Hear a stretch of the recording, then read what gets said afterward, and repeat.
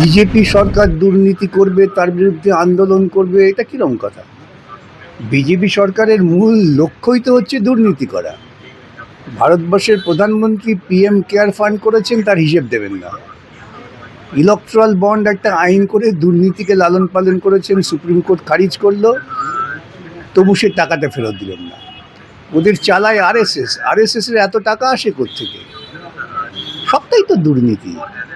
অতএব যে সরকার দুর্নীতিটাকেই তার একমাত্র লক্ষ্য করেছে, সেই দুর্নীতির বিরুদ্ধে আপনি লড়াই করবেন না, সরকার আপনাকে আইসক্রিম খাওয়াবে? সেই জন্য সরকার লাঠি নিয়ে গুলি নিয়ে পড়েছে। এখনও গুলি চলেনি, মানুষের ভয়ে তাও চালাতে পারত। পার্লামেন্ট অভিযানে রণক্ষেত্র হয়ে উঠল দিল্লি। রণক্ষেত্র হবে, রণক্ষেত্র হওয়া উচিত গোটা ভারতবর্ষে। ভারতবর্ষের যদি নতুন প্রজন্মকে বাঁচাতে হয়, তাহলে এই স্বৈরাচারী সরকারের বিরুদ্ধে মানুষকে লড়াই করতে হবে। এই যে যুবকদের যে সাহস, যুবকরা চিরকালই সাহসী। ভুলে যাচ্ছেন কেন? ক্ষুদিরাম 18 বছর বয়সে গুলি করেছিল কিংসফোর্ডকে, ফাঁসি হয়েছে। মাস্টারদা সূর্য সেনের নেতৃত্বে যুবকেরা অস্ত্রাগার দখল করে নিয়েছিল। সুতরাং যুবকদের সাহস হবে না, সাহস হবে কার? বৃদ্ধদের। যেভাবে বাহিনী লাভানো হলো সিআরপিএফ থেকে, বাহিনী নামিয়েছে, ওই বাহিনীও দুদিন বাদে গর্তে ঢুকে যাবে যখন মানুষ সরাসরি বিদ্রোহ করবে। এই যে আমাদের দেশে সরকারের বিরুদ্ধে একের পর এক দুর্নীতি থাকা সত্ত্বেও বিরোধী যে রাজনৈতিক দলগুলো রয়েছে, বামফ্রন্ট সহ কংগ্রেস, তাদের কিন্তু সক্রিয় ভূমিকা দেখতে পাওয়া যাচ্ছে। এই লড়াইটা কি আপনি মনে করছেন এমনি আকাশ থেকে হয়েছে নাকি? বামফ্রন্ট লড়াই করছে বলেই তো এত আক্রমণ, তার মানে আক্রমণ হতো নাকি? বলছে তো চীনের সাথে যোগাযোগ আছে বলে বামপন্থীরা। সে তো ওরা চিরকালই বলবে। ওরা যখনই বিপদে পড়ে চীনের সঙ্গে যোগাযোগ, পাকিস্তানের সঙ্গে যোগাযোগ, কত কিছু বলে। চীনের সঙ্গে ব্যবসাটা বন্ধ করছে না কেন? চীনের সঙ্গে যোগাযোগ এতই যদি চীন বিরোধিতা হয়, তাহলে চীনের সঙ্গে ব্যবসাটা বন্ধ করছেন না কেন? ব্যবসা বন্ধ করে দিন, বাঁচবে ভারতবর্ষ। এই সমস্ত কথা বলে লাভটা কি? এই বলা হচ্ছে যে বামপন্থীরা সাপোর্ট করছে, কারণ হচ্ছে চীনের সাথে একবারই তো বললাম তো, চীনের সঙ্গে কার যোগাযোগ? গদি মিডিয়া চীনের সঙ্গে তো যোগাযোগ সবচেয়ে বেশি অমিত শাহ এবং মোদির। তারা তো সরকারেও রয়েছে। তো বামপন্থীরা তো সরকারই ক্ষুদ্র শক্তি, তাদের সঙ্গে চীনের যোগাযোগ হবে কোত্থেকে? যারা নেতা মন্ত্রী তারা কিছু বলছে না, মিডিয়া।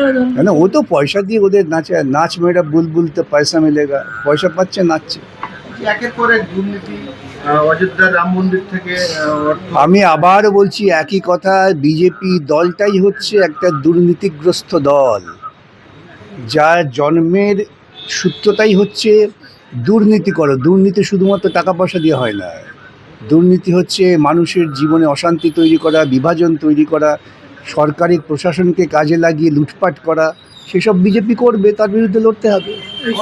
আমাদের প্রতিবেশী যে দেশ বাংলাদেশ, শ্রীলঙ্কা এবং নেপালে গণ উত্থান হয়েছে, সেই দিকে গণ উত্থান সবসময় হবে। মানুষ তার সহ্যের সীমা অতিক্রম করলে গণ উত্থান হবে। তো নেপাল, বাংলাদেশ, শ্রীলঙ্কার সঙ্গে ভারতবর্ষের তুলনা হয় না। এই জন্যই ভারতবর্ষ একটা বিশাল দেশ। নেপাল, শ্রীলঙ্কা, বাংলাদেশ একটা ক্ষুদ্র এলাকা নিয়ে, ভূখণ্ডটা ছোট। এখানে বিশাল ভূখণ্ড, বিভিন্ন বৈচিত্র্য আছে, তবু মানুষ বিদ্রোহ করছে এবং করবে।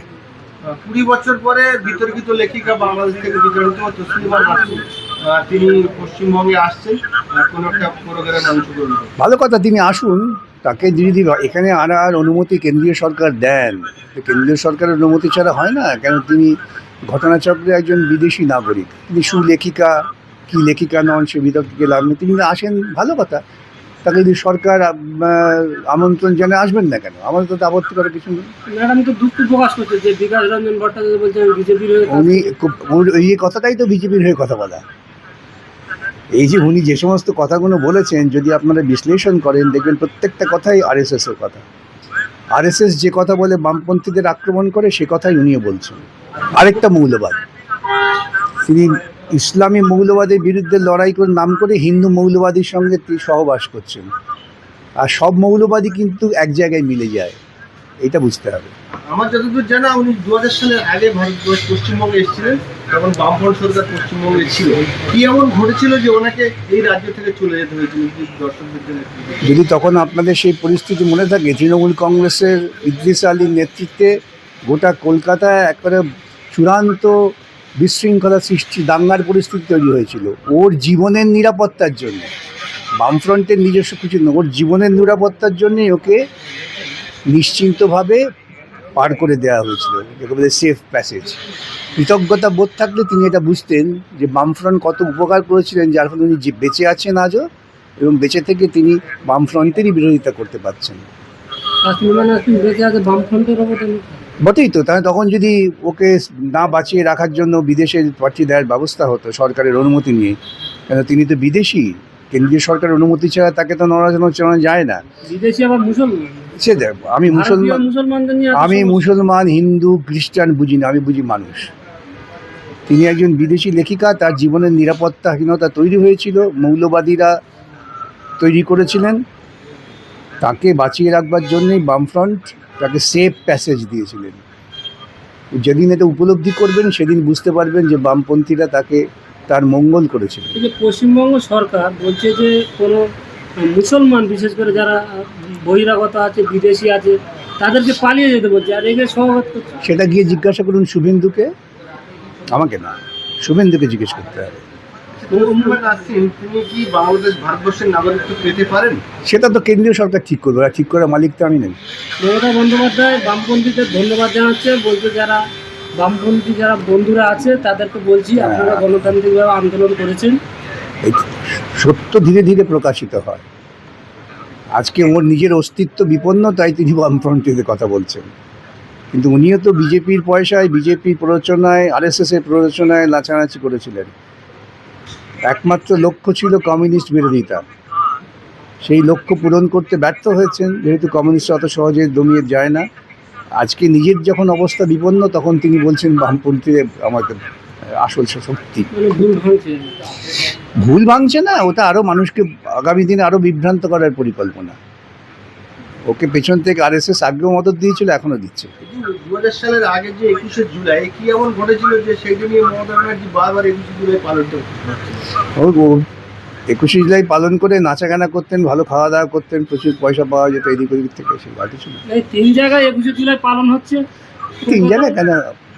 আজকে 3 জায়গায় হচ্ছে, কালকে দেখবেন কোথাও হবে না। এখানে আরেকটা বিষয় আসছে, যেহেতু মমতা বন্দ্যোপাধ্যায় যখন ক্ষমতায় ছিল বিরোধীদের তো কোনো প্রোগ্রামই করতে দিত না, এখন বিজেপি আসার পরে সেই মমতা বন্দ্যোপাধ্যায় হাইকোর্ট থেকে পারমিশন। তখন আমাদের হাইকোর্টে যেতে হতো। কে বলে? প্রত্যেকটা মিটিং করবার জন্য হাইকোর্টে আমাদের আসতে হতো রোজ। মমতা ব্যানার্জি 21শে জুলাইকে নিয়ে কি রাজনৈতিক ফায়দা তুলে যে সে ওগুলো এইসব মানে কাল্পনিক কথা বলে লাভ নেই। উনি আমরা ভাবি না। এখন অনেক বেশি সমস্যা হচ্ছে পশ্চিমবঙ্গে, ভারতবর্ষে, যে মানুষের ঐক্য থাকবে কিনা, ভারতবর্ষ অটুট থাকবে কিনা, এটি অনেক বড় সমস্যা। মমতা, বিজেপি, এগুলো কোনো সমস্যাই নেই আমাদের কাছে। বন্দে মাতরম বিল পাস হচ্ছে, দেখা যাবে, পাশ করুন, তারপর আমরা বুঝে নেব। আইনের কোনো জায়গায় আজকেই তো কলকাতা হাইকোর্টে বন্দে মাতরম মামলা ছিল আমার, এটা শুনানির জন্য ফিক্স হয়েছে 4 আগস্ট। এই যে বন্দে মাতরম গাওয়ার জন্য যে বাধ্য করা হচ্ছে, এটা কতটা আইনসম্মত? এটা আদালতে আছে, তখন আদালতে আমরা বুঝে নেব। এই যে নারী সুরক্ষার যে বিল মোদি পাস করতে চেয়েছিল, সেটা পাস করা গেল না। ওটা নারী সুরক্ষা বিল নয়, নারীদের যে সংরক্ষণ, এই বিলটা বহুদিন আগেই পাশ হয়ে গেছে। এটা তিনি করতে চাইছেন নারীদের সংরক্ষণ সামনে রেখে ভারতবর্ষের এলাকার পুনর্বিন্যাস, যাতে গোবলয়ের প্রভাবটা বাড়ে, এটাই ছিল লক্ষ্য, এছাড়া কিছু না। পশ্চিমবাংলায় যাদের দায়িত্ব ছিল বিজেপিকে রোখার, সেই তৃণমূল কংগ্রেসের যে সংসদগুলো রয়েছে, তারা আরে আপনারা কি, আমি একবার তো বললাম যে তৃণমূল কংগ্রেসটাকে তৈরি করেছে আরএসএস এর চিন্তা চেতনা পয়সা লালিত পালিত হয়েছে, অতএব তাদের এমপিরা বিজেপি করবে, এটা স্বাভাবিক। এই যে বিল এবারে বিজেপি যে সংসদগুলো চলে গিয়েছে, কার্যত তারা বিজেপিকে সমর্থন করবে বলে ঘোষণা করে দিয়েছে, এই বিল পাস হবে বলে আপনি আশা করছেন? আমার আশা আমার নিরাশার উপর নির্ভর করে না, নির্ভর করে তথ্যের উপরে। যদি ভারতবর্ষে যারা সংসদে আছেন তারা তাদের ভবিষ্যতে সর্বনাশ করার জন্য এই বিল পাস করবে। এই বিল পাস হলে কি কি সমস্যা হতে পারে? অনেক সমস্যা হবে, সেটা এই ক্ষুদ্র আলোচনায় বলা যায় না। গোটা ভারতবর্ষের জনবিন্যাস এবং ভারতবর্ষের সাংস্কৃতিক বিন্যাসটা পাল্টে যাবে। সেটাকে কিভাবে আপনারা বামপন্থীরা বা যারা বিরোধী মাঠে লাঠি হাতে লড়াই আছে। গুন্ডা দমন আইন আছে, মাঠে কি হবে? ওই গুন্ডা দমন আইন হলে, গুন্ডা যদি আমাদের বলে আমরা পাল্টা দমন করব। শাসকের বিরুদ্ধে লড়াই করা তো, শাসকের বিরুদ্ধে লড়াই চিরকালই হয়েছে। শাসকের বিরুদ্ধে লড়াই না হলে সমাজ এগুলো কি করে?